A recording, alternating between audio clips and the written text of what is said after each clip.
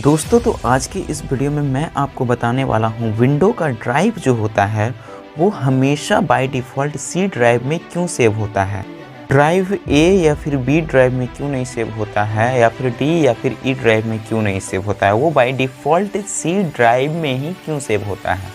दोस्तों जब हम कोई कंप्यूटर या फिर लैपटॉप लेते हैं या कोई एक अलग से हार्ड डिस्क लेते हैं फिर उसमें विंडो इंस्टॉल करते हैं तो हमेशा सी ड्राइव में ही क्यों इंस्टॉल होता है। शुरुआत में जब कोई कंप्यूटर सिस्टम को रन करवाना होता था तो हमें अलग से एक एक्सटर्नल डिवाइस की भी ज़रूरत पड़ती थी जिसका नाम फ्लॉपी डिस्क रखा गया था।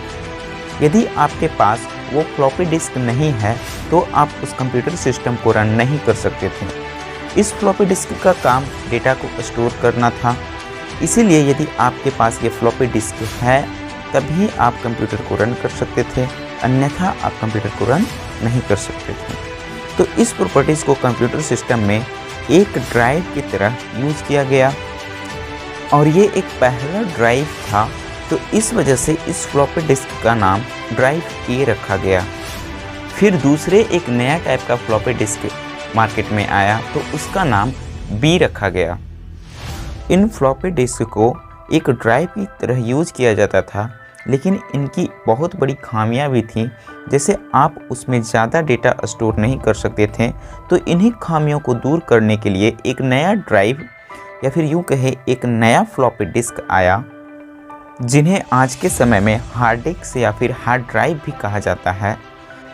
इनकी बहुत बड़ी प्रॉपर्टीज़ थी कि ये ज़्यादा से ज़्यादा डेटा को स्टोर कर सकते थे और सिक्योर भी करते थे। तो फाइनली इस हार्ड डिस्क का नाम सी ड्राइव रखा गया, क्योंकि ए या फिर बी ड्राइव ऑलरेडी नाम रखा जा चुका था। यानी कि अब आप जो भी विंडो इंस्टॉल करेंगे वो सी ड्राइव में ही सेव होगा। लेकिन आजकल इन फ्लॉपी डिस्क का यूज़ नहीं किया जाता है, लेकिन इन फ्लॉपी डिस्क के लिए कंप्यूटर सिस्टम में कुछ स्पेस रिजर्व कर दिए गए हैं, ज़रूरत पड़ने पे उसका यूज करते हैं हम लोग।